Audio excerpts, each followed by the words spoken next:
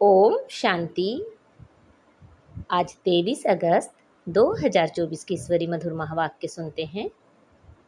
मीठे बच्चे, दुख हरता सुख करता बाप को याद करो तो तुम्हारे सब दुख दूर हो जाएंगे, अंतमति सो गति हो जाएगी। आज की मुरली से प्रश्न है, बाप ने तुम बच्चों को चलते फिरते याद में रहने का डायरेक्शन क्यों दिया है? उत्तर है, क्योंकि याद से ही जन्म जन्मांतर के पापों का बोझ उतरेगा। याद से ही आत्मा सतो प्रधान बनेगी। अभी से याद में रहने का अभ्यास होगा तो अंत समय में एक बाप की याद में रह सकेंगे। अंत के लिए ही गायन है, अंत काल जो स्त्री सिमरे। बाप को याद करने से 21 जन्मों का सुख सामने आ जाता है। बाप जैसी मीठी चीज दुनिया में कोई नहीं। इसलिए बाप का डायरेक्शन है, बच्चे चलते फिरते मुझे ही याद करो। ओम शांति। किसकी याद में बैठे हो?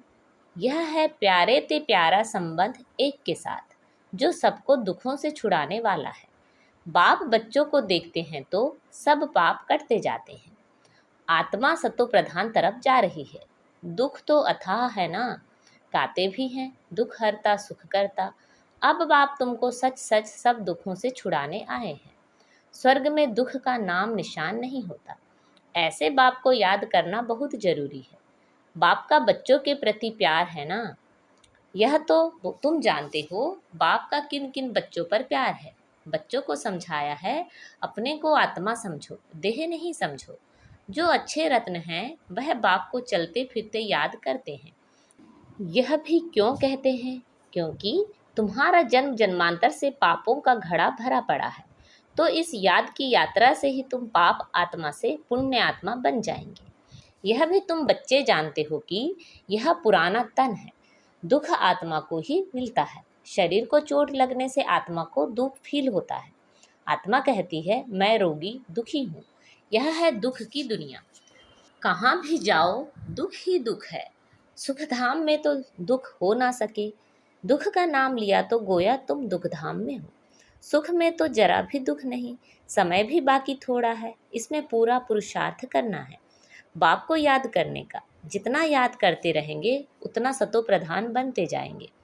पुरुषार्थ करके अवस्था ऐसी जमानी है जो तुमको पिछाड़ी में सिवाय एक बाप के कुछ याद ना आए। एक गीत भी है, अंतकाल जो स्त्री सिमरे।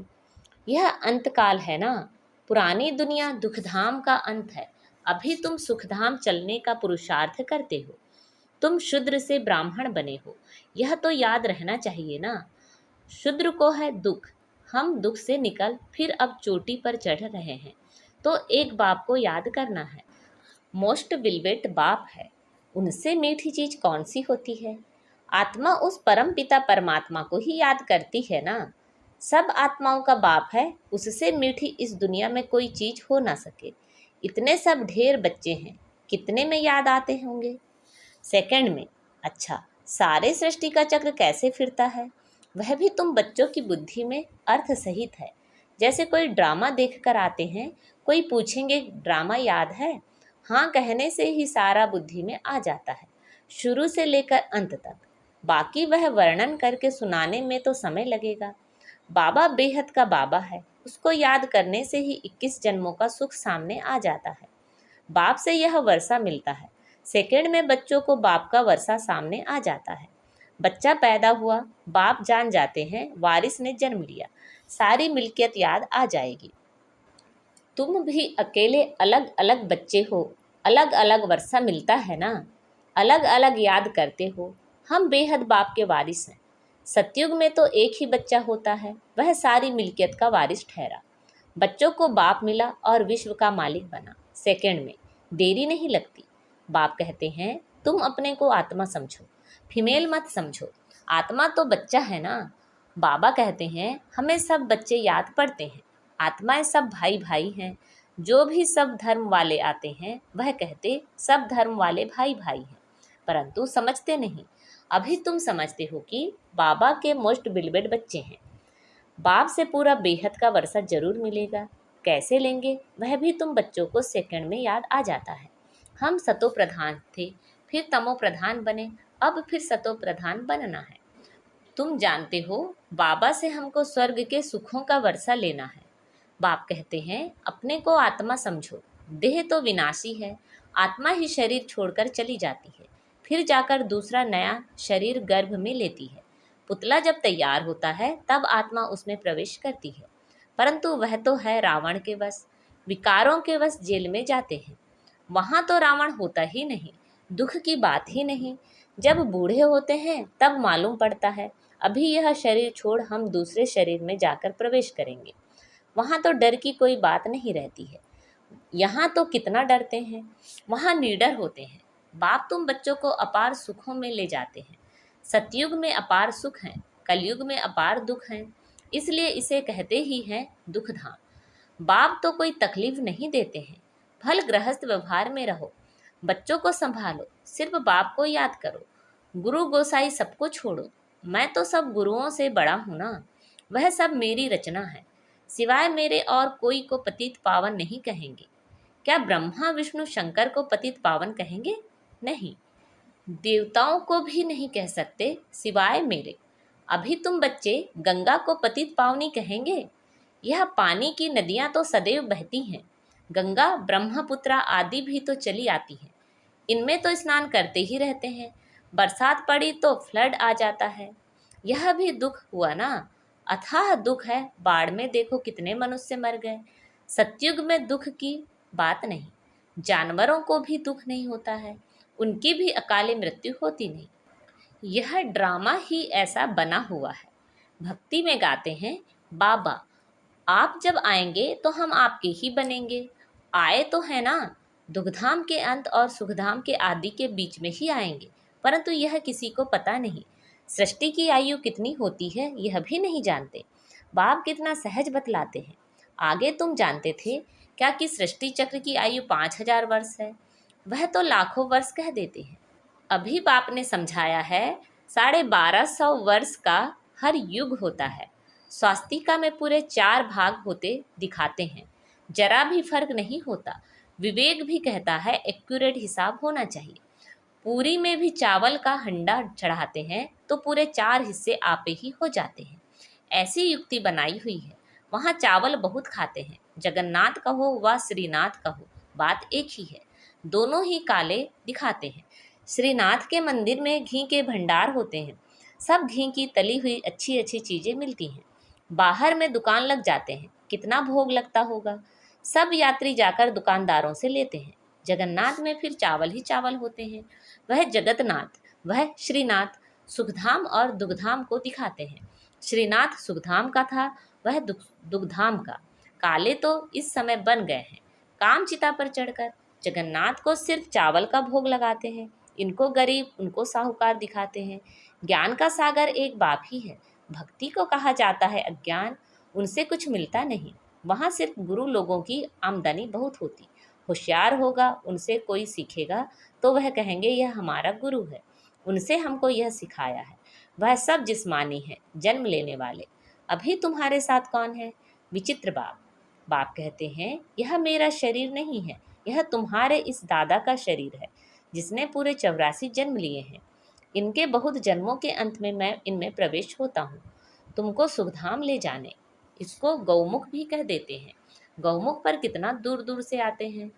यहाँ भी गौमुख है, पहाड़ से पानी तो जरूर आएगा। कुएं में भी रोज रोज पानी पहाड़ से आता है, वह कभी बंद नहीं होता, पानी आता ही रहता है। कहाँ से भी नाला निकला हो तो उनको गंगा जल कह देंगे। वहाँ जाकर स्नान करते हैं, गंगा जल समझते हैं, लेकिन पतित से पावन इस पानी से थोड़े ही बनेंगे। बाप कहते हैं पतित पावन मैं हूँ, हे आत्माएं माँ में कम याद करो। देह सहित देह के सभी संबंध छोड़ अपने को आत्मा समझकर मुझे याद करो तो तुम्हारे जन्म जन्मांतर के पाप भस्म हो जाएं। बाप तुमको जन्म जन्मांतर के पापों से छुड़ाते हैं। इस समय तो दुनिया में सभी पाप करते रहते हैं, कर्म भोग है ना।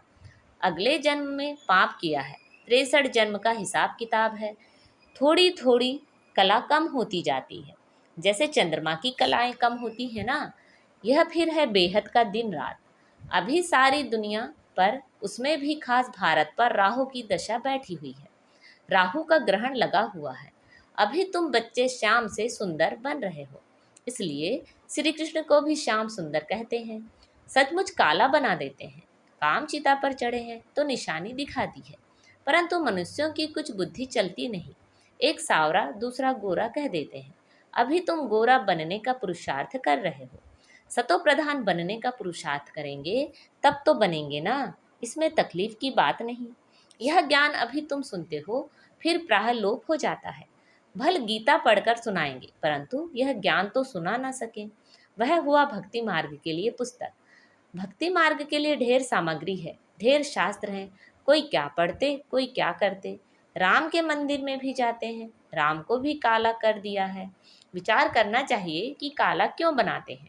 काली कलकत्ते वाली भी है। माँ माँ कहे हैरान होते हैं। सबसे काली वह है और बहुत भयानक दिखाते हैं, उनको फिर माता कहते हैं। तुम्हारे यह ज्ञान बाण, ज्ञान कटारी आदि हैं, तो उन्होंने फिर हथियार दे दिए हैं।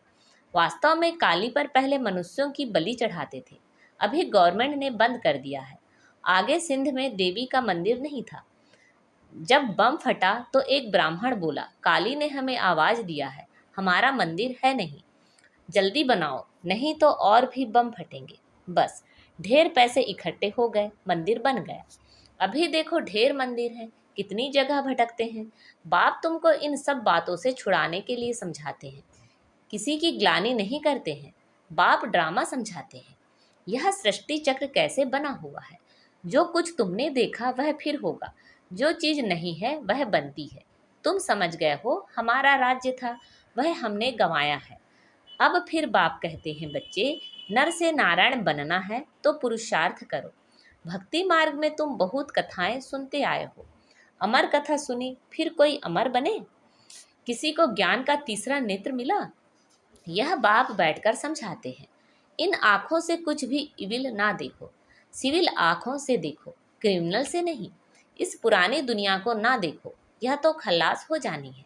बाप कहते हैं, मीठे मीठे बच्चों, हम तुमको राज्य देकर जाते हैं 21 जन्म के लिए। वहाँ और कोई का राज्य होता नहीं, दुख का नाम नहीं। तुम बड़े सुखी और धनवान होते हो। यहाँ तो मनुष्य कितना भूख मरते रहते हैं, वहाँ तो सारे विश्व में तुम राज्य करते हो। कितनी थोड़ी जमीन चाहिए, छोटा बगीचा, फिर वृद्धि होते होते कलयुग अंत तक कितना बड़ा हो जाता है। और 5 विकारों की प्रवेशता के कारण वहाँ कांटों का जंगल बन जाता है। बाप कहते हैं, काम महाशत्रु है, इनसे तुम आदि मध्य अंत दुख पाते हो। ज्ञान और भक्ति को भी अब तुमने समझा है। विनाश सामने खड़ा है, इसलिए अब जल्दी जल्दी पुरुषार्थ करना है, नहीं तो पाप भस्म नहीं होंगे। बाप की याद से ही पाप कटेंगे। पतित पावन एक बाप ही है। कल्प पहले जिन्होंने पुरुषार्थ किया है वह करके ही दिखाएंगे। ठंडे मत बनो, सिवाय एक बाप के और कोई को याद ना करो। सब दुख देने वाले हैं, जो सदा सुख देने वाला है उनको याद रखो। इसमें गफलत नहीं करनी है। याद नहीं करेंगे तो पावन कैसे बनेंगे? अच्छा, मीठे मीठे से खिलते बच्चों प्रति माता पिता बाप दादा का याद प्यार, गुड मॉर्निंग और नमस्ते। रूहानी बाप की रूहानी बच्चों को नमस्ते। हम सब रूहानी बच्चों की रूहानी माता पिता बाप दादा को याद प्यार, गुड मॉर्निंग और नमस्ते। आज की मुरली से धारणा के लिए मुख्य सार हैं, इन आँखों से इविल बुरा नहीं देखना है। बाप ने जो ज्ञान का तीसरा नेत्र दिया है उस सिविल नेत्र से ही देखना है। सतो प्रधान बनने का पूरा पुरुषार्थ करना है। गृहस्थ व्यवहार को संभालते हुए प्यारी चीज बाप को याद करना है। अवस्था ऐसी जमानी है जो अंतकाल में एक बाप के सिवाय दूसरा कुछ भी याद ना आए। आज बाबा ने हमें वरदान दिया है, अपनी श्रेष्ठ वृत्ति द्वारा विश्व का वातावरण परिवर्तन करने वाले आधार मूर्त भव। अपनी श्रेष्ठ वृत्ति द्वारा विश्व का वातावरण परिवर्तन करने वाले आधार मूर्त भव। आप बच्चे सिर्फ अपने जीवन के लिए आधार नहीं हो, लेकिन विश्व की सर्व आत्माओं के आधार मूर्त हो। आपकी श्रेष्ठ वृत्ति से विश्व का वातावरण परिवर्तन हो रहा है। आपकी पवित्र दृष्टि से विश्व की आत्माएं और प्रकृति दोनों पवित्र बन रही है। दृष्टि से सृष्टि बदल रही है। आपके श्रेष्ठ कर्मों से श्रेष्ठाचारी दुनिया बन रही है। अभी जब आप इतनी बड़ी जिम्मेवारी के ताजधारी बनते हो, तब भविष्य में ताज तख्त मिलता है। आज का स्लोगन है, सर्वशक्तिमान बाप को अपना साथी बना लो तो कोई भी विघ्न आपको रोक नहीं सकता। सर्वशक्तिमान बाप को अपना साथी बना लो तो कोई भी विघ्न आपको रोक नहीं सकता। अच्छा, ओम शांति।